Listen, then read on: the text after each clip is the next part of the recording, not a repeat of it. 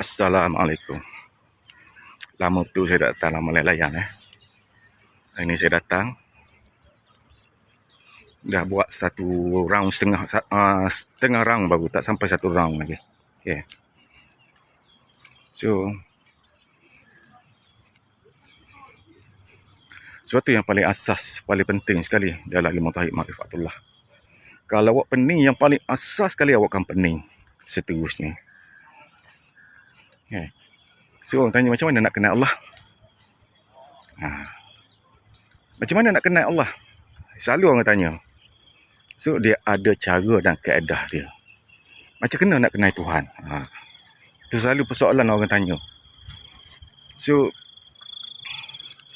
bila kita nak bercakap pasal Tuhan kita,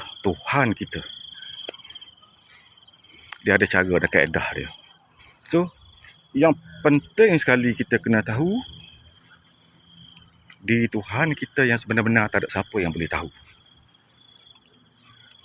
Sebab diri dia yang sebenar-benar tak ada awal dia tak ada permulaan, tiada akhir dia tak ada kesudahan. So, macam mana kita nak kenal dia? Benda yang tidak mempunyai awal, tidak mempunyai akhir.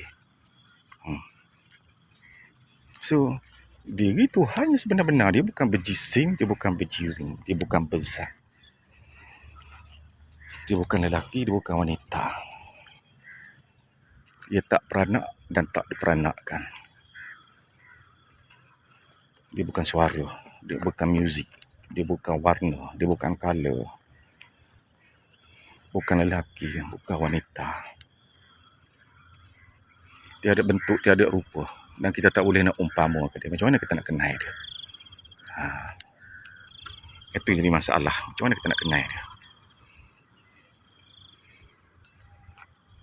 Kita boleh kenal dia melalui sifat-sifat dia, daripada asma dia, daripada sifat, daripada zat, daripada af'al dia sahaja.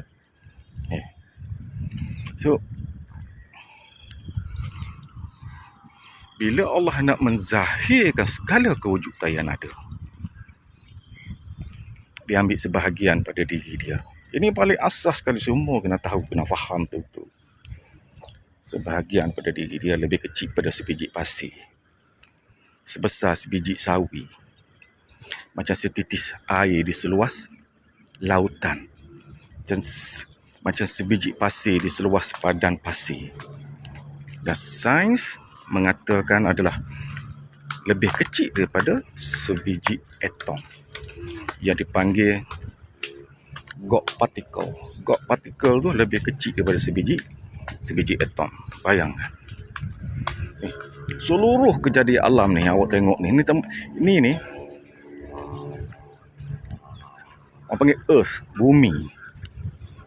Bayangkan seluas cakrawala termasuk Lauh Mahfuz ni terzahir daripada lebih kecil daripada sebiji atom, God particle, sebahagian pada diri Tuhan. Bayangkan, bila Allah ambil yang lebih kecil pada sebiji pasir tu, dia berkata kun, maka terzahirlah yang maha halus, yang bercahaya, yang berwajah.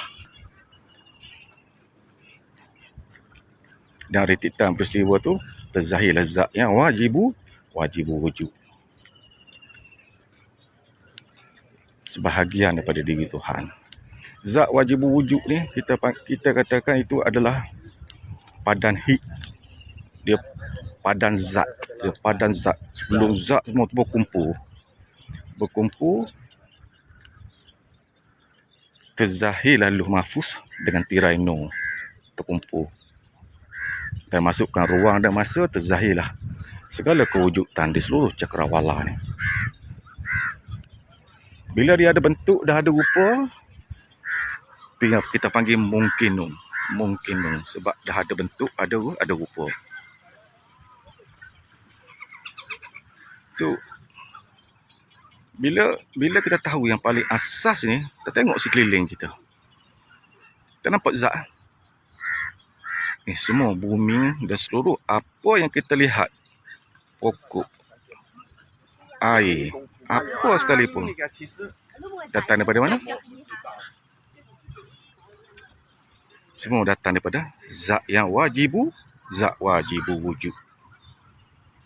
So, kan tu mula-mula dulu ingat saya buat di Taman Lalayang, saya bermula bercakap di Taman Lalayang.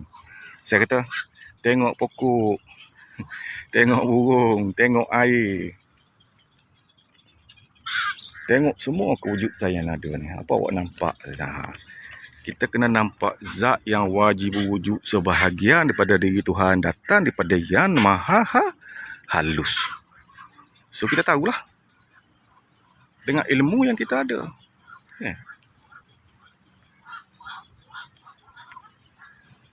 So basic asas mengenal Allah ni benda yang paling problematik. Bila ramai yang belajar sebelum ni yang cara Nur Muhammad, apatah lagi cara wahdatu wujud, kenal diri, kenal Tuhan. Lalas banyak yang saya cek, hampir 10 orang, kebanyakannya dah jadi Tuhan dah. Kenal diri, kenal Tuhan, jadi Tuhan. Ini problem. Kita kena sedar bila kita kenal, kita tahu di sebalik ilmu ni, kita cuma sebahagian daripada diri Tuhan. Kita bukan Tuhan, kita sebahagian daripada diri Tuhan, tak terpisah jua. Kita ni, kita bukan gajah, kita belalai gajah. Kita bukan cahaya matahari, kita bukan matahari, kita cahaya matahari. Kita bukan pokok, tapi kita bayang pada pokok. Ini kiasan-kiasan yang digunakan nak menggambarkan kita tu tak terpisah. Tak essence, tak satu jua. Tapi kita bukan dia, tapi kita sebahagian daripada diri dia. Kita bukan pokok, tapi kita bayang pada pokok. Ini kena faham betul. So, bila saya buat Google Meet masa dulu, hampir 50 orang. Perempuan tak ada masalah. Perempuan cuma dia dengar video, dia rasa macam seronok, macam faham. Nak diteruskan, rasa nak belajar lagi. Rasa macam faham. Bila dengar video Ustaz Yusing, dia dengar video Ustaz Waizam, semua dia rasa dia macam faham tadi. So, bila masuk dalam Google Meet, bila kita mula tanya, bersoal jawab, di asas saja pun tak lepas dah. Kebanyakannya. Asas sebab mengenal Allah pun tak lepas. So, ramai yang berandaian, rasa macam faham, tapi tak lepas. Ini masalah ya. Kebanyakan yang belajar ilmu tauhid ma'rifatullah. Yang kita paling takut itulah, kenal diri, kenal Tuhan, jadi Tuhan. Sudah. So, bila yang belajar betul-betul di bawah bimbingan, baru dia tahu diri dia bukan Tuhan, tapi sebahagian daripada diri Tuhan. Tak terpisah juga. So, macam mana kita nak kenal Tuhan?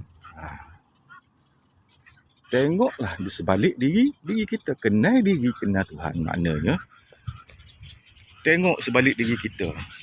7 sifat makni di sebalik diri kita. 7 sifat makni. Kudrat, iradat, samuk, basar, kalam, ilmu, hayat. Sifat apa itu? Sifat Allah yang Allah pinjankan kepada kita.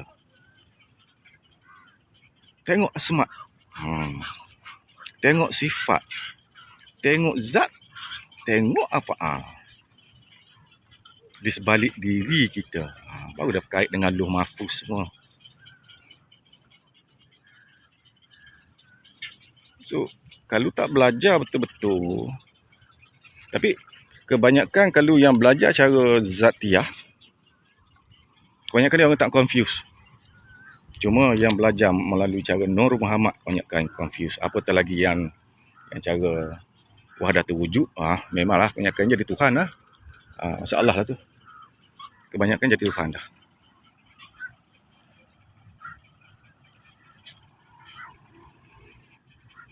Wow, betul-betul rindu lah.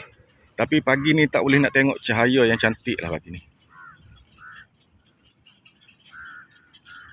Tapi okey lah, ada lah.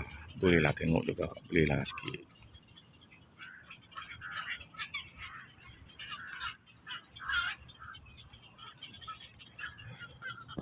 Sini ada burung tau, burung kumpul. Burung kumpul kat sini.